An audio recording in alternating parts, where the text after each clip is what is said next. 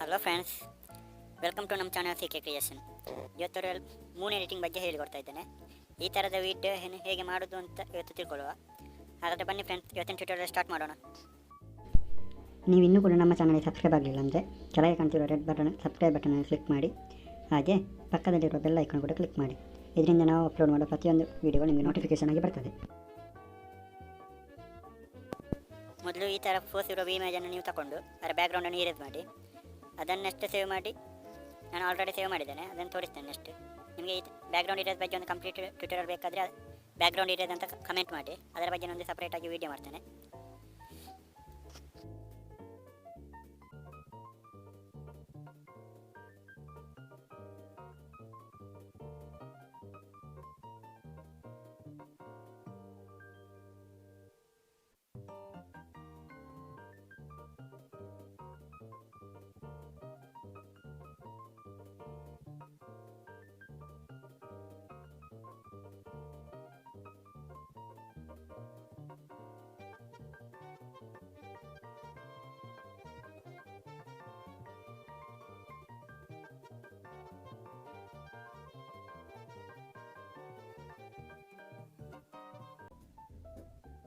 Next PicsArt open ಮಾಡಿ, drawing ಮೇಲೆ click ಮಾಡಿ, ಎಂಪ್ಟಿ ಲೇಯರನ್ನು ಕ್ಲಿಕ್ ಮಾಡಿ.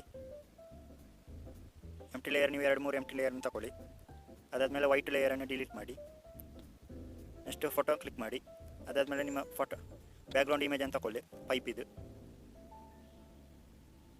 ಅದರ ಸೈಜನ್ನು ನಿಮ್ಮ ಸ್ಕ್ರೀನ್ ಸೈಜಿಗೆ ಅಡ್ಜಸ್ಟ್ ಮಾಡಿಕೊಳ್ಳಿ. ಸೈಜ್ ಅಡ್ಜಸ್ಟ್ ಮಾಡಿಕೊಳ್ಳಿ. ಅದಾದಮೇಲೆ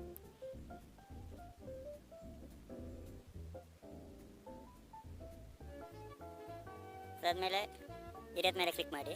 ನೆಕ್ಸ್ಟ್ ಮಿಡ್ಲಲ್ಲಿರೋ ವೈಟನ್ನು ಫುಲ್ಲು ಇರೇಸ್ ಮಾಡಿ. ಸೈಜ್ ಮತ್ತು ಒಪಾಸಿಟಿಯನ್ನು ಅಡ್ಜಸ್ಟ್ ಮಾಡಿಕೊಳ್ಳಿ. ನಾನೀಗ ಇದೊಂದು ಟ್ಯೂಟೋರಿಯಲ್ ಆಗಿ ಹೇಳಿಕೊಡ್ತಾ ಇದ್ದೇನೆ, ನೀವು ಮಾಡುವಾಗ ಕರೆಕ್ಟಾಗಿ ಮಾಡಿಕೊಳ್ಳಿ.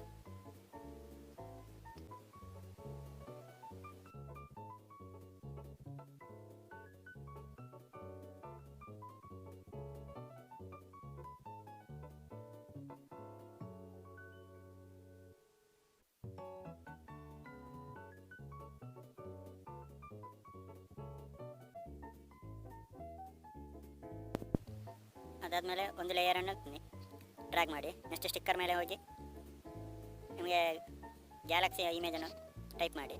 ನೆಕ್ಸ್ಟ್ ಅದನ್ನು ಸರ್ಚ್ ಮಾಡಿ, ಗ್ಯಾಲಕ್ಸಿ ಇಮೇಜ್. ಅದಾದಮೇಲೆ ನಿಮಗೆ ಬೇಕಾದ ಗ್ಯಾಲಕ್ಸಿ ಇಮೇಜನ್ನು ನೀವು ಸೆಲೆಕ್ಟ್ ಮಾಡಿಕೊಳ್ಳಿ, ಅದು ಬ್ಯಾಕ್ಗ್ರೌಂಡಿಗೆ ಬೇಕಾದ. ನೆಕ್ಸ್ಟ್ ಅದನ್ನು ಸೈಜ್ ಅಡ್ಜಸ್ಟ್ ಮಾಡಿಕೊಂಡ್ರೆ ಆಯಿತು.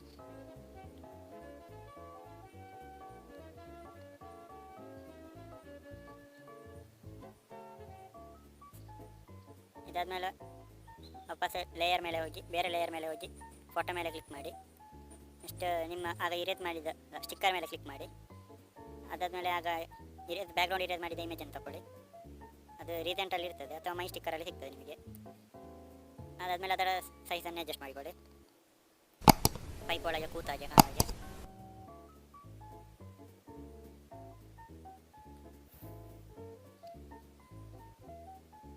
ಸೈಜ್ ನಿಮಗೆ ಬೇಕಾದಾಗೆ ಅಡ್ಜಸ್ಟ್ ಮಾಡಿಕೊಂಡು ಕೂತ್ರಾಯಿತು.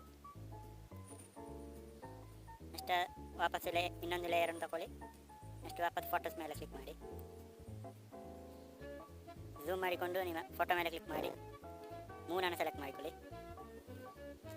ನೆಕ್ಸ್ಟ್ ಮೂನಿನ ಆಪೋಸಿಟಿಯನ್ನು ಕಮ್ಮಿ ಇಟ್ಟುಕೊಂಡು ಕೈ ಒಳಗೆ ಬರುವಾಗೆ ಅಡ್ಜಸ್ಟ್ ಮಾಡಿಕೊಳ್ಳಿ. ಅದನ್ನು ಕೈಯಲ್ಲಿ ಹಿಡಿದ ಹಾಗೆ ಕಾಣುವ ಹಾಗೆ ಅಡ್ಜಸ್ಟ್ ಮಾಡಿಕೊಳ್ಳಿ. ಅದಾದಮೇಲೆ ಆಪೋಸಿಟಿ ಫುಲ್ ಇಟ್ಟು ನಿಮ್ಮ ಔಟ್ಸೈಡನ್ನು ಮೂನಿನ ಔಟ್ಸೈಡ್ ಇದನ್ನು ಇರೇಸ್ ಮಾಡಿಕೊಳ್ಳಿ. ಸೈಜನ್ನು ಮತ್ತು ಒಪಾಸಿಟಿಯನ್ನು ಸೆಟ್ ಮಾಡಿಕೊಳ್ಳಿ ನಿಮಗೆ ಬೇಕಾದಷ್ಟು.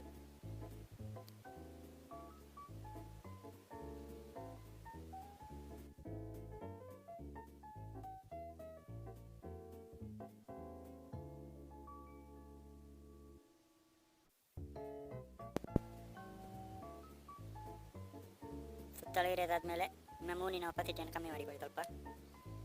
ಅದಾದಮೇಲೆ ನಿಮ್ಮ ಕೈ ಬೆರಳುಗಳ ಮೇಲೆ ಇದನ್ನು ಸ್ವಲ್ಪ ಅಡ್ಜಸ್ಟ್ ಇರೇಸ್ ಮಾಡಿ. ಮೂನು ಕೈ ಒಳಗಿರುವ ಹಾಗೆ ಕಾಣುವ ಹಾಗೆ.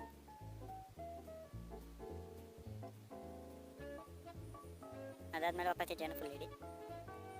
ನೆಕ್ಸ್ಟ್ ನಿಮ್ಮದು ಸ್ವಲ್ಪ ಹೆಚ್ಚು ಕಮ್ಮಿ ಆಗಿದ್ದರೆ ಸ್ವಲ್ಪ ವೈಟ್ ಕಲರಲ್ಲಿ ಅಡ್ಜಸ್ಟ್ ಮಾಡಿಕೊಳ್ಳಿ. ವೈಟ್ ಕಲರ್ ಬ್ರಷ್ ಮಾಡಿದರೆ ಆಯಿತು. ಸೈಜನ್ನು ಚಿಕ್ಕ ಮಾಡಿ ಒಪಾಸಿಟಿಯನ್ನು ಜಾಸ್ತಿ ಮಾಡಿ ವೈಟ್ ಕಲರ್ ಬ್ರಷ್ ಮಾಡಿದರೆ ಆಯಿತು. ಮೂನು ಕೈಯಲ್ಲಿರುವ ಹಾಗೆ ಕಾಣ್ತದೆ.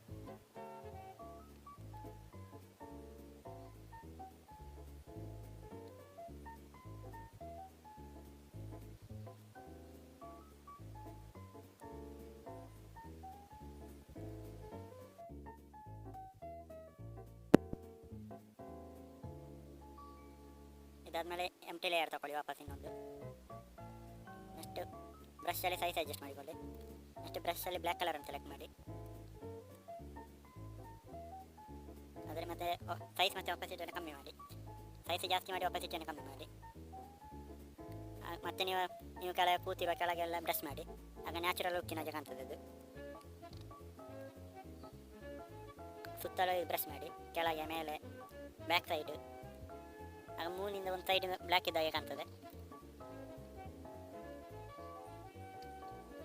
ಹೀಗೆ ಮಾಡೋದ್ರಿಂದ ನಿಮಗೆ ನ್ಯಾಚುರಲ್ ಲುಕ್ ಕಾಣ್ತದೆ.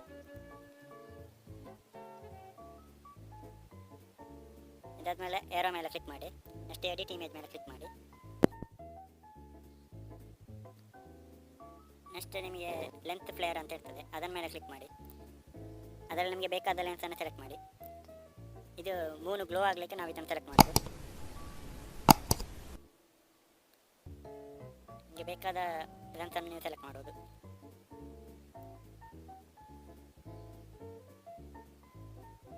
ಅದರಲ್ಲಿ ಸುಮಾರು ಲೆನ್ಸ್ ನಿಮಗೆ ಬೇಕಾಗ್ತದೆ. ಇದು ಬೇಕಾದರೆ ನಿಮಗೆ ನೆಟ್ ಆನಲ್ಲಿ ಇರಬೇಕು, ಇಲ್ಲದ್ರೆ ಇದು ಕಾಣೋದಿಲ್ಲ. ನನಗೆ ಈ ಲೆನ್ಸನ್ನು ಸೆಲೆಕ್ಟ್ ಮಾಡ್ತೇನೆ. ನೆಕ್ಸ್ಟ್ ಅದು ಮೂನ್ ಇದ್ದದರ ಮೇಲೆ ಕ್ಲಿಕ್ ಮಾಡಿ. ಮೂನಿನ ಮೇಲೆ ಇರುವ ಹಾಗೆ ಒಂದು ಅಡ್ಜಸ್ಟ್ ಮಾಡಿಕೊಳ್ಳಿ. ಮೂವ್ ಮಾಡಿದರೆ ಅದು ಮೂವ್ ಆಗ್ತದೆ. ನೆಕ್ಸ್ಟ್ ಒಪಾಸಿಟಿಯನ್ನು ಕಮ್ಮಿ ಮಾಡಿ. ನೆಕ್ಸ್ಟ್ ಏರೋ ಮಾರ್ಕ್ ಮೇಲೆ ಕ್ಲಿಕ್ ಮಾಡಿ ಸೇವ್ ಮಾಡಿ. ಇದೀಗ ಎಡಿಟ್ ಮಾಡಿದರೆ ಅದು ಎಡಿಟ್ ಅಂತ ಕ್ಲೀನಾಗಿ ಕಾಣ್ತದೆ. ಯಾಕೆ ನೆಕ್ಸ್ಟ್ ಎಫೆಕ್ಟ್ ಕೊಡಲಿಕ್ಕೆ ನಾವು ಸ್ನ್ಯಾಪ್ಸೀಡನ್ನು ಯೂಸ್ ಮಾಡೋದು. ನಿಮಗೆ ಎಫೆಕ್ಟ್ ಕೊಡಲಿಕ್ಕೆ ಯಾವುದು ಬೇಕಾದ್ರೂ ಕೊಡ್ಬೋದು. ಅಡೋಬೆ ಲೈಟ್ ರೂಮ್ ಉಂಟು, ಕೆಲವು ಬೇರೆ ಅಪ್ಲಿಕೇಶನ್ ಉಂಟು. ನಾನು ಸ್ನ್ಯಾಪ್ಸೀಡಲ್ಲಿ ಕೊಡ್ತೇನೆ. ಇದರ ಎಫೆಕ್ಟ್ ಬೇಕಾದಾಗೆ ಕೊಡಲಿಕ್ಕಾಗ್ತದೆ. ಇದರಲ್ಲಿ ಬೇಕಾದಷ್ಟು ಫ್ಯೂಚರ್ಸು ಇದೆ. ನಿಮಗೆ ಸ್ನ್ಯಾಪ್ಸೀಡ್ ಬಗ್ಗೆ ಬೇರೆಯೇ ಟ್ಯೂಟೋರಿಯಲ್ ಬೇಕಾದರೆ ಕೆಳಗೆ ಕಮೆಂಟ್ ಬಾಕ್ಸಲ್ಲಿ ಕಮೆಂಟ್ ಮಾಡಿ, ಸ್ನ್ಯಾಪ್ಸೀಡ್ ಟ್ಯೂಟೋರಿಯಲ್ ಅಂತ. ಇದರ ಬಗ್ಗೆ ನಾನೊಂದು ಟ್ಯೂಟೋರಿಯಲ್ ಕಂಪ್ಲೀಟಾಗಿ ಮಾಡ್ತೇನೆ. ನಿಮಗೆ ಎಫೆಕ್ಟ್ ಬೇಕಾದ್ರೆ ನೀವು ಯಾವುದ್ರಲ್ಲಿ ಬೇಕಾದ್ರೂ ಕೊಡ್ಬೋದು. ಲೈಟ್ ರೂಮಲ್ಲಿ ಕೊಟ್ಟರು ಬರ್ತದೆ ಎಫೆಕ್ಟ್. ಒಟ್ಟಾರೆ ಇದು ನ್ಯಾಚುರಲ್ ಗ್ಲೋ ಆಗಲಿಕ್ಕೆ ನಾವು ಇದು ಬೇಸಿಕ್ಕಾಗಿ ಸ್ನ್ಯಾಪ್ಸೀಡಲ್ಲಿ ಎಡಿಟ್ ಮಾಡ್ತೇವೆ. ಇದರಲ್ಲಿ ನಿಮಗೆ ಬ್ರೈಟ್ನೆಸ್, ಟ್ಯೂನ್ ಕಂಟ್ರೋಲು ಮತ್ತು ಬೇರೆ ಸುಮಾರು ಫೀಚರ್ಸ್ ಎಲ್ಲ ಇದೆ.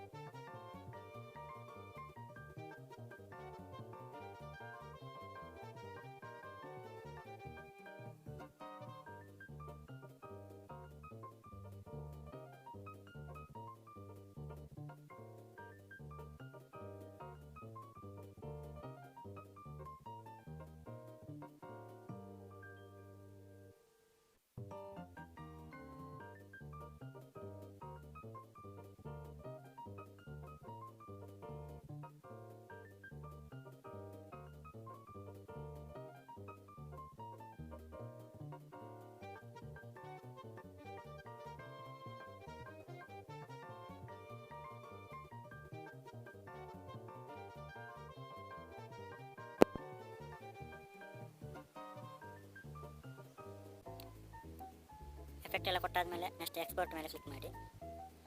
ನೆಕ್ಸ್ಟ್ ಸೇವ್ ಮೇಲೆ ಕ್ಲಿಕ್ ಮಾಡಿದರೆ ಆಯಿತು. ನೀವು ಎಡಿಟ್ ಮಾಡಿದರೆ ಎಕ್ಸ್ಪೋರ್ಟ್ ಆಗ್ತದೆ. ಈಗ ಸ್ಕ್ರೀನಲ್ಲಿ ನೋಡೋದು. ಇದೀಗ ಬಿಫೋರ್ ಎಡಿಟಿಂಗ್. ಇದೀಗ ಪಿಕ್ಸಾರ್ಟಲ್ಲಿ ಎಡಿಟ್ ಮಾಡಿದ್ದು, ಸ್ವಲ್ಪ ಗ್ರಾಫಿಕ್ನಾಗಿ ಕಾಣ್ತದೆ. ಇದೇ ಸ್ನ್ಯಾಪ್ಸೀಡಲ್ಲಿ ಎಡಿಟ್ ಮಾಡಿದ್ದು, ನ್ಯಾಚುರಲ್ ಲುಕ್ ಆಗಿ ಕಾಣ್ತದೆ. ಇವತ್ತಿನ ಈ ವಿಡಿಯೋ ನಿಮಗೆ ಇಷ್ಟ ಆಯಿತು ಅಂತ ಅಂದ್ಕೊಳ್ತೇನೆ.